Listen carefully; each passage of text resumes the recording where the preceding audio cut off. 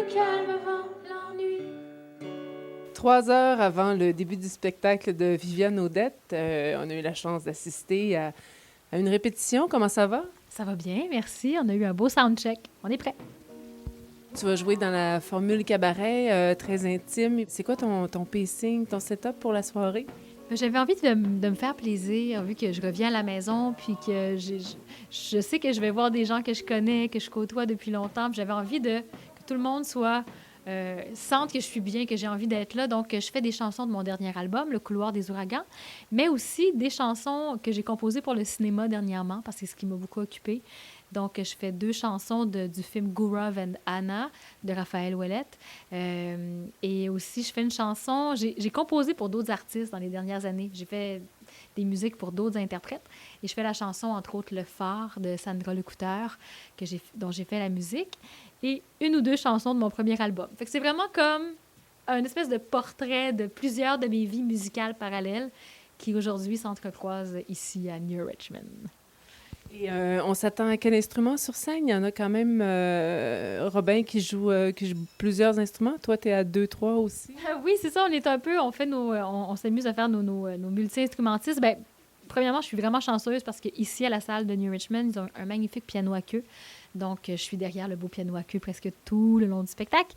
Mais j'ai aussi mon beau Wurlitzer, qui est un vieux piano des années 60. 60, j'allais dire 70, mais non, c'est vraiment début 60. Un petit piano qui sonne très métallique. Je joue du banjo lélé. Mon chum joue aussi du banjo lélé. C'est comme un ukulélé mélangé avec un banjo. C'est un spectacle qui dure environ 1h20, 1h15, 1h20. J'aime faire les spectacles dans un souffle.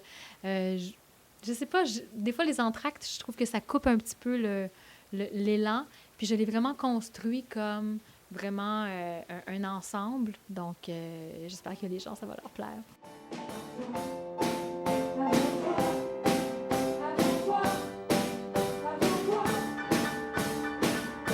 Le Couloir des Ouragans, c'est un peu la fin de ta tournée. Qu'est-ce que tu as fait avec tout ce cheminement-là? Bien, en fait, Le Couloir des Ouragans, c'est mon 2e album que j'ai sorti il y a 1 an et demi déjà. Et je l'ai tourné. Bon, j'ai fait des concerts à Montréal, autour de Montréal.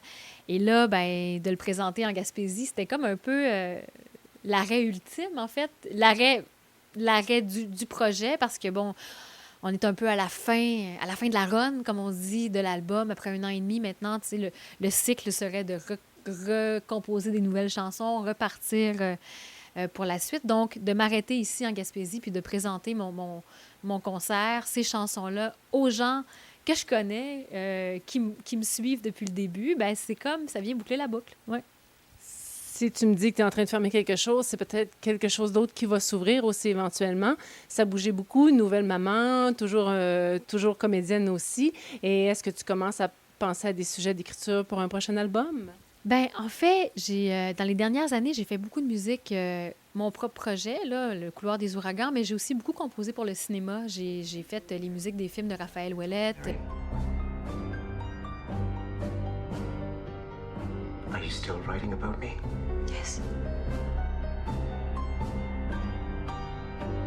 We are going to be amazing.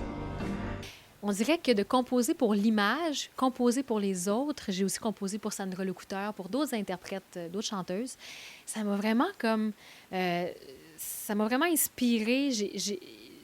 Pour ce qui est de l'écriture des textes, je me sens pas encore très inspirée, honnêtement, mais je me sens très inspirée musicalement.